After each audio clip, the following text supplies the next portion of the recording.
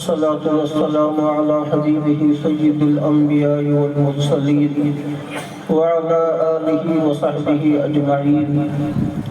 أما بعد، عن أنس بن مالك رضي الله تعالى عنه قال قال رسول الله صلى الله عليه وسلم: اقرأوا القرآن فإنه يأتي يوم القيامة شفيعا لصاحبه، أو كما قال عليه الصلاة والسلام. قابل قدر صدر جلسہ، معزز و معطر علماء کرام، بزرگوں اور دوستوں، سمجھ میں نہیں آ رہا ہے کہ جلسہ ابھی شروع ہو رہا ہے یا ختم ہو رہا ہے، اس لیے کہ ختم ہونے کے بعد ہی لوگ جلسہ گاہ سے جانے لگتے ہیں، تو ابھی جا رہے ہیں لوگ. اور مفتی فخر الدین صاحب کہتے کہتے تھک گئے کہ بھائی تھوڑا سامنے آ جاؤ، تھوڑا سامنے آ جاؤ، لیکن سمجھ میں نہیں آ رہا ہے کہ کسے کہا جا رہا ہے. سمجھ میں آ رہا ہے؟ سامنے آ جاؤ. جو لوگ پیچھے بیٹھے ہیں تھوڑا سامنے آ جائیے.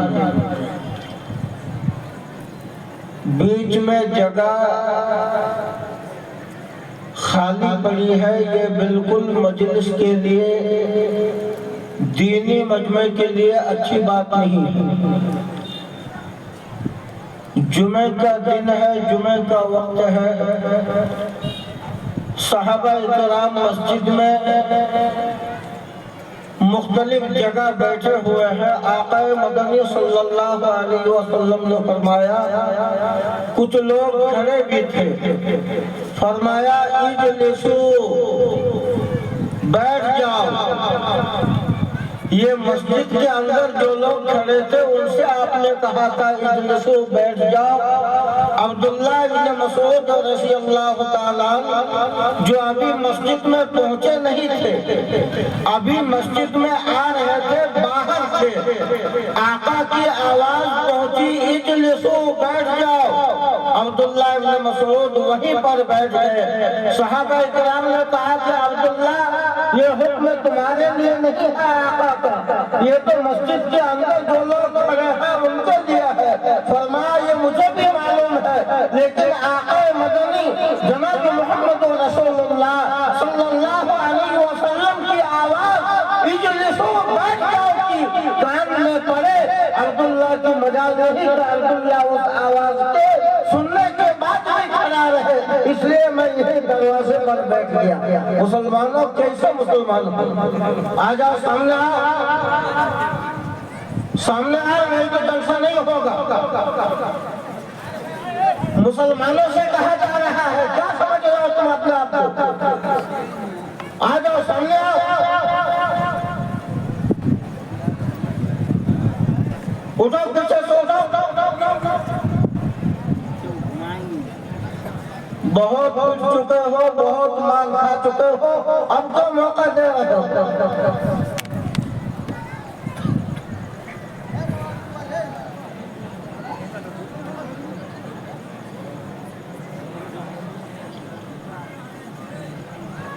الحمدللہ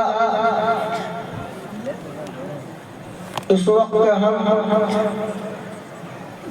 مدرسہ رضوانیہ ٹٹاری کے جلسہ دستار بندی کے موقع پر ایک جگہ جمع ہوئے ہیں، ایک جگہ اکٹھا ہوئے ہیں. دستار بندی کا منظر ابھی آپ کے سامنے آئے گا انشاءاللہ. 7 بچوں کی دستار بندی ہے. کتنے بچے؟ 7 بچے. جن بچوں کی دستار بندی ہے ان کے گارجین، ان کے ذمہ دار یہاں موجود ہیں. ہاتھ اٹھائیے. بھائی جن بچوں کی دستار بندی ابھی ہونی ہے ان کے گارجین نہیں آئے ہیں؟ آئے ہیں. یہ بچے سب بغیر گارجین ہی کہتے ہیں. نہیں آئے ہیں ان کے گارجین؟ آئے ہیں، لیکن کہاں ہے یہ معلوم نہیں. ہمارے جلسوں کی ایک بہت بڑی خوبی یہ ہے کہ جتنے لوگ مجمع میں نظر آتے ہیں ان سے زیادہ لوگ الحمدللہ گھومتے پھرتے نظر آتے ہیں۔ اس سے یہ اندازہ ہو رہا ہے کہ دین سے، قرآن و حدیث سے کتنی محبت ہے ہمیں اور کتنا لگاؤ ہے، کتنا تعلق ہے، یہ ہمارے اعمال سے پتہ چل رہا ہے۔ اور یہی وجہ ہے بزرگوں دوستو، آج جو ہماری حالت ہے اور ہم پر جو حالات آ رہے ہیں، بہرحال وقت کم ہے، میں چند باتیں اس وقت اسی عنوان پر، آج کا جو مقصد ہے جلسے کا، بہت مختصر وقت میں دو چار باتیں آپ کے سامنے رکھوں گا۔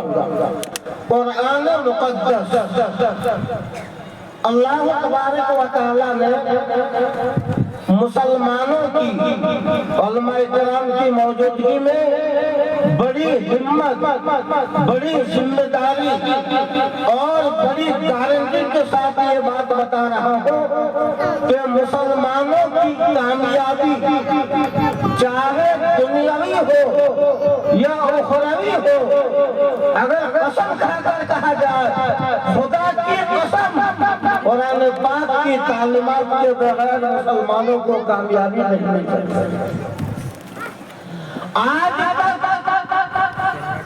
کسی بھی زمانے میں مسلمان قرآن کو چھوڑ کر، قرآن پاک کی تعلیمات کو چھوڑ کر نہ کامیاب ہوئے ہیں اور نہ کامیاب ہو سکتے ہیں۔ یہ میں نہیں کہہ رہا ہوں، اس قرآن کو اتارنے والا،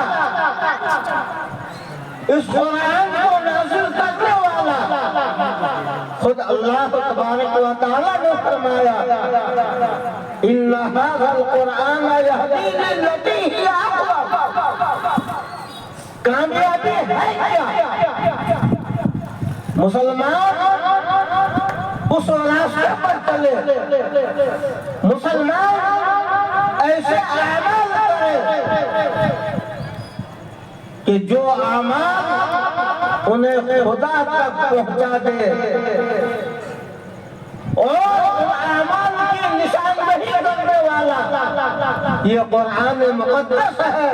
فرمایا یہ قرآن تمہیں وہ راستہ بتاتا ہے، تمہیں وہ راستہ دکھاتا ہے، یہ اقوام جو سب سے زیادہ سیدھا اور سب سے زیادہ درست راستہ ہے۔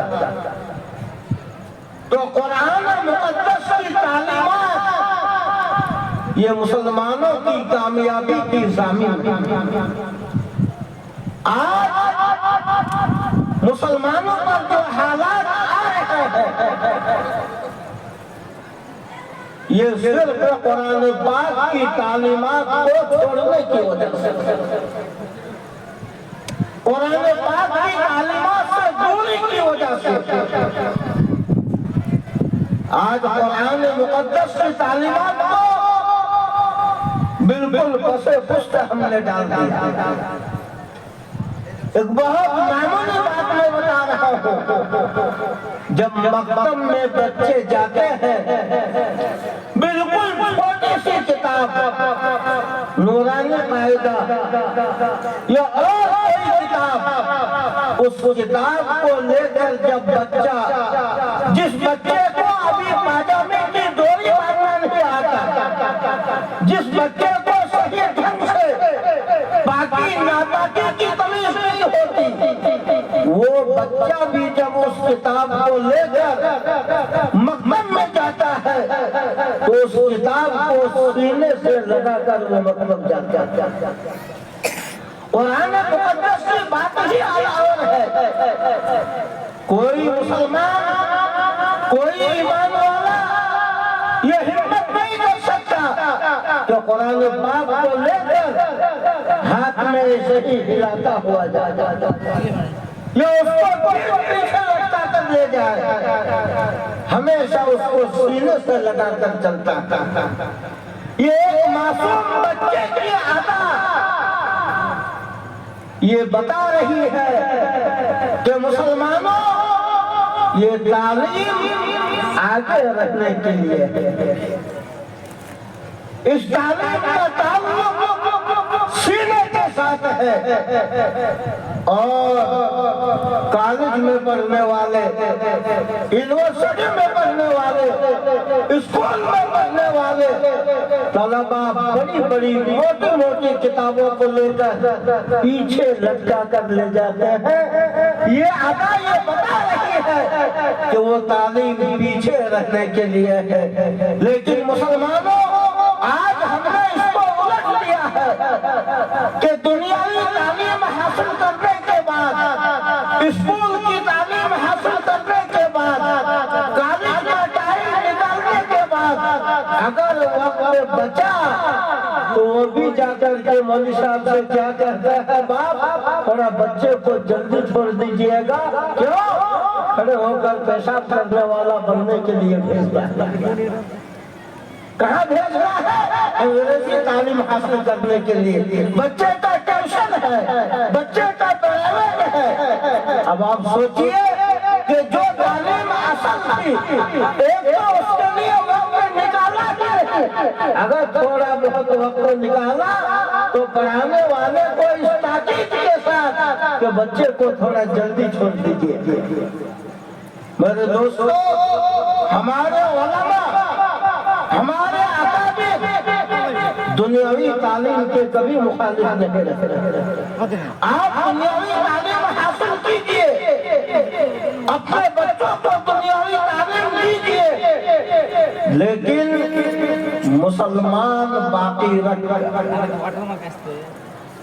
ایسا نہ ہو کہ ہمارے بچے اس دنیاوی تعلیم کی وجہ سے اسلام ہی سے ہاتھ دھو بیٹھے، اسلام ہی سے ہٹ جائے۔ نہیں، آپ بچوں کو دینی تعلیم، دین کی بنیادی باتیں، بنیادی تعلیم اتنی دیجئے کہ بچہ اپنے ایمان میں، اپنے عقیدے میں بالکل پکا ہو جائے، اور پھر دنیاوی تعلیم کی وجہ سے اس کا قدم شریعت سے نہ ہٹے۔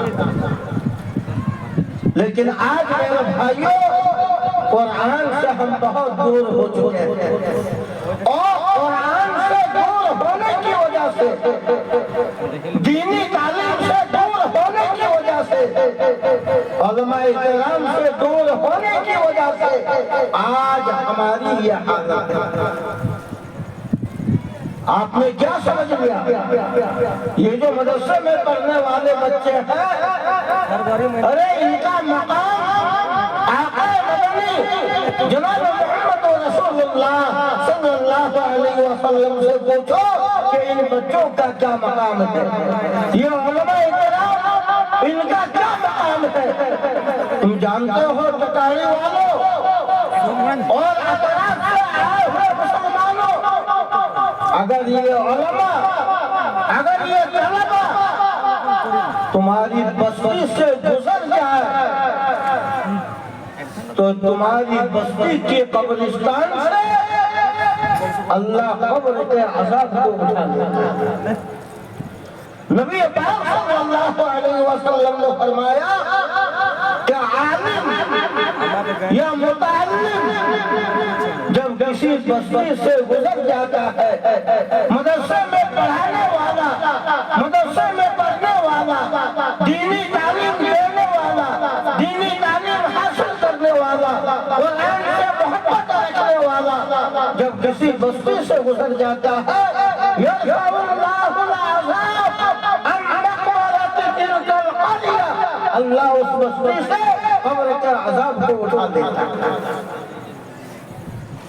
یہ علماء کا مقام ہے، یہ طلباء کا مقام ہے۔ اس لیے میرے بھائیوں، قرآن پاک کی تعلیمات کو حاصل کیجئے، خود بھی قرآن سیکھیے، قرآن پڑھیے، اور اپنے بچوں کو مکتب میں، مدرسے میں بھیجیے، یہ جن بچوں کی ابھی دستار بندی ہونے والی ہے، آپ کیا سمجھ رہے ہیں؟ یہ جو علماء ان بچوں کے سروں پر ابھی ہاتھ رکھیں گے، ان کو جو پگڑی دی جائے گی، یہ کوئی ایسا ہی کپڑا نہیں ہے میرے بھائیوں، یہ ایک بہت بڑی سند ہے ان بچوں کے لیے، یہ کوئی معمولی چیز نہیں۔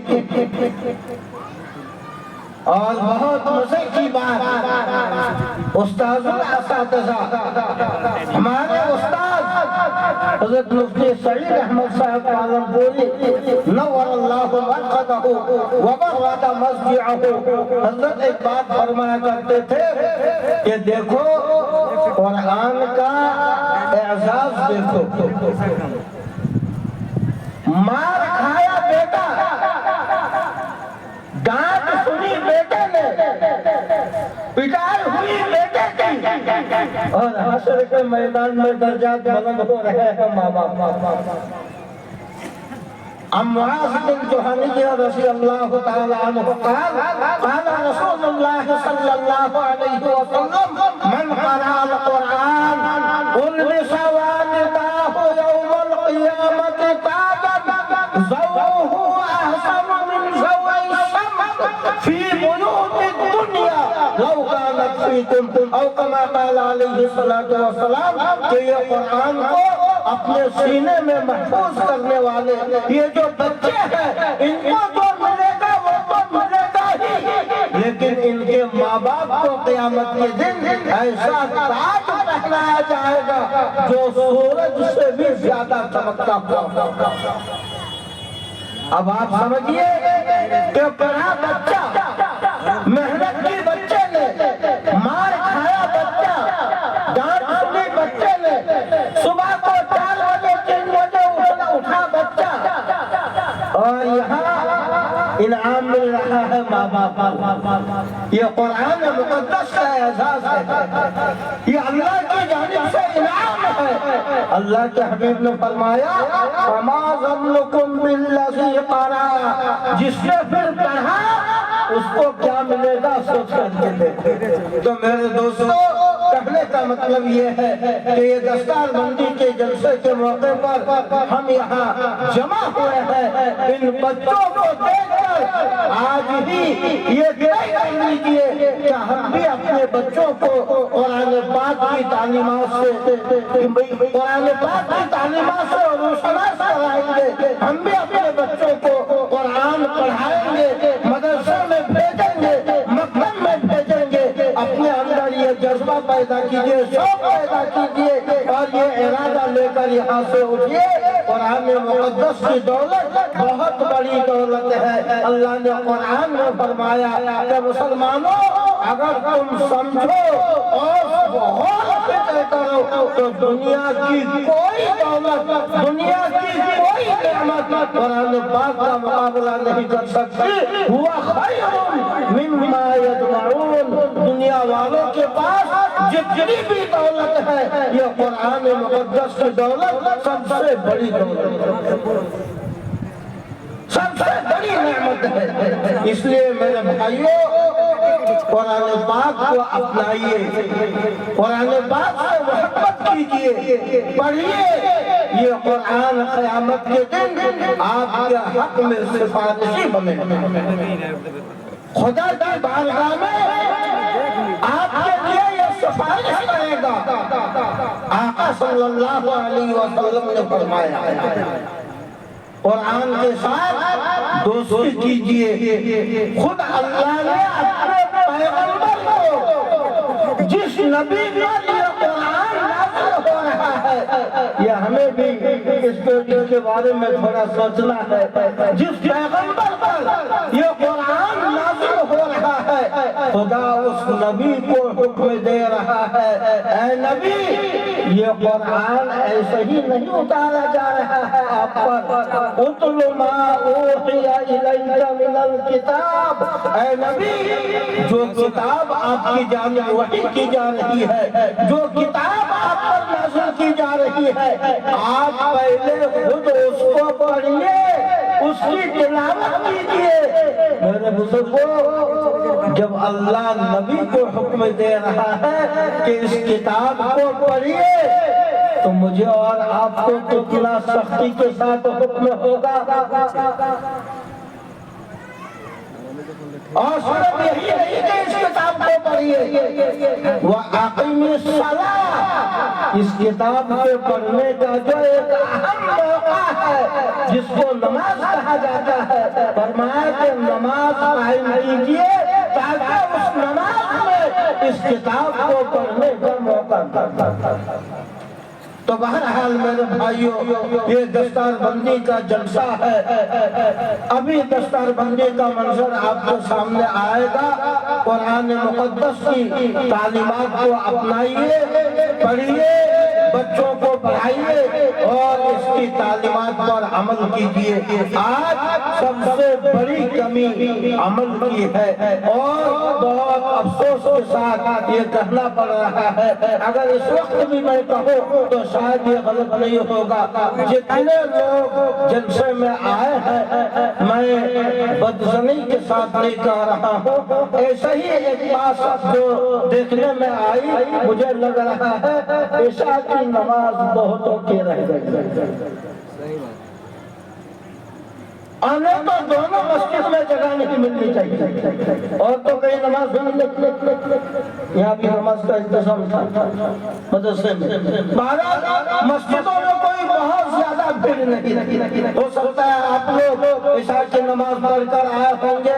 بہرحال مسلمانوں کے بارے میں اس میں ذہنی رکھنا چاہیے، تو میں یہ درخواست کروں گا کہ قرآن پاک پڑھیے، بچوں کو پڑھائیے، اس کی تعلیمات کو عام کیجیے اور مسلمانوں نمازوں کی پابندی کیجیے۔ وقت بہت کم ہے اور ابھی تو اصل جو علماء کرام ہیں جن کا خطاب ہونا ہے اور جن کو سننے کے لیے ہم یہاں جمع ہوئے ہیں، ابھی وہ تو باقی ہی ہیں، وہ آپ کے سامنے ابھی آئیں گے۔ یہ چند منٹ کے لیے ہمیں بٹھایا گیا تھا۔ اللہ مجھے اور آپ کو ان کہیں سنی باتوں پر عمل کرنے کی توفیق بخشے۔